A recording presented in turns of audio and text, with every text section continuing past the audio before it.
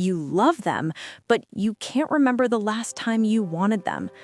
If that is what you think, then this video is for you.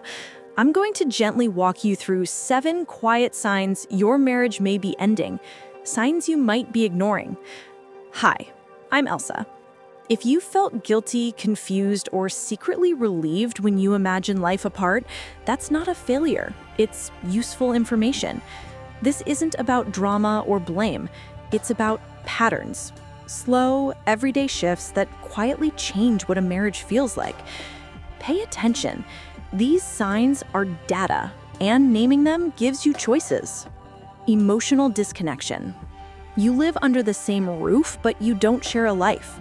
Conversations are logistics, bills, schedules, who picks up the kids.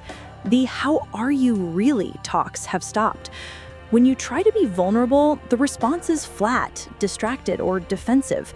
That's not simply being busy, it's a cooling of the emotional bond that used to hold you together. Why it matters? The emotional connection is the engine of a marriage. Without it, the relationship runs on habit, convenience, or duty, not love.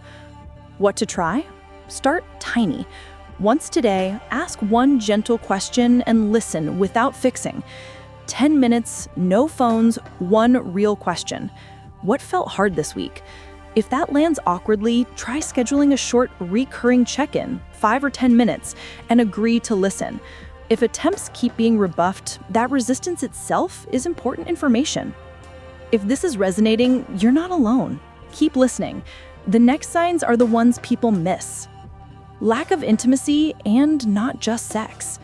Intimacy includes touch, shared jokes, private language, and small rituals. If hugs are rare, touch feels transactional, and sex is functional or absent, the deeper closeness is eroding. You can have sex and still be emotionally distant. The reverse is true too. Affection without desire is also a signal. Why it matters? Intimacy creates safety and belonging. Without it, partners feel isolated inside the same life. What to try? Rebuild tiny rituals. 10 to 30 seconds of non-sexual touch each day. One sincere compliment that acknowledges who they are, not what they did. If efforts feel blocked for weeks, bring it up with a therapist, because intimacy is repairable, but it often needs help. Criticism, sarcasm, or contempt. We all get annoyed, but when daily interactions are marked by eye-rolling, sarcasm, personal put-downs, or a tone of disgust, contempt has entered the room.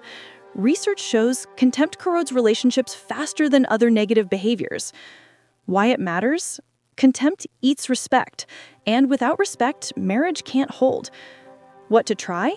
Change the goal of conflicts from winning to finding a solution. Create a signal word for pauses when things get mean. If contempt is habitual, professional help is needed, because patterns this strong rarely change on willpower alone. Secrecy or emotional affairs. Secrets can look like hidden money, private accounts, late-night texting, or an emotional attachment to someone outside the marriage. Emotional affairs may begin as friendly support, but become the place you finally feel seen. Why it matters? Trust is the foundation. Secrets replace trust with suspicion. If you discover secrecy, ask for facts rather than explanations. If you're keeping secrets, consider what needs you're trying to meet and whether your partner could meet them if they knew. Rebuilding trust requires transparency and a clear plan, and likely a counselor to guide that process. You fight only to win, not to stay. In healthy conflict, both people fight for the relationship. When every argument is about proving a point, punishing the other, or keeping a tally, someone has shifted from protecting the marriage to protecting themselves. Fighting for the relationship means you value the connection more than being right. Once that flips, the relationship loses its shared purpose. Change the language in fights. Use we goals, like, how can we solve this so neither of us loses? Pause if either person is trying to score points.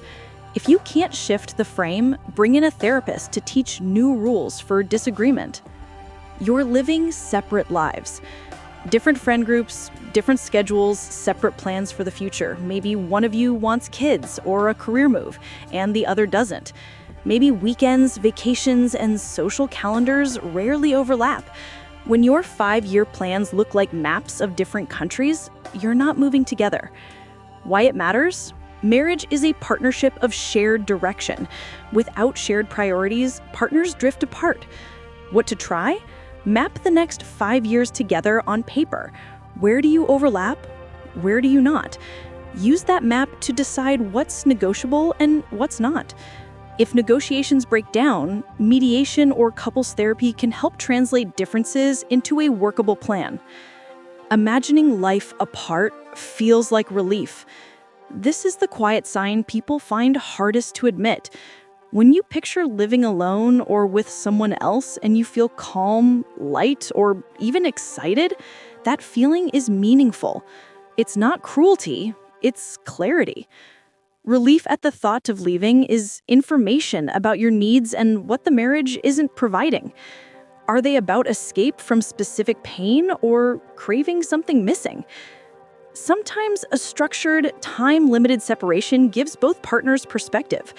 It can be a safe way to test whether the problems feel solvable when time and space change the dynamic. A short safety note: if there is any form of abuse, emotional, physical, or sexual, your safety is the priority. Reach out to trusted friends, local services, or emergency support. You don't have to handle dangerous situations alone. Deciding the future of a marriage is one of the toughest things you can face, but noticing the signs and acting kindly and clearly gives you agency. You don't have to rush to a decision.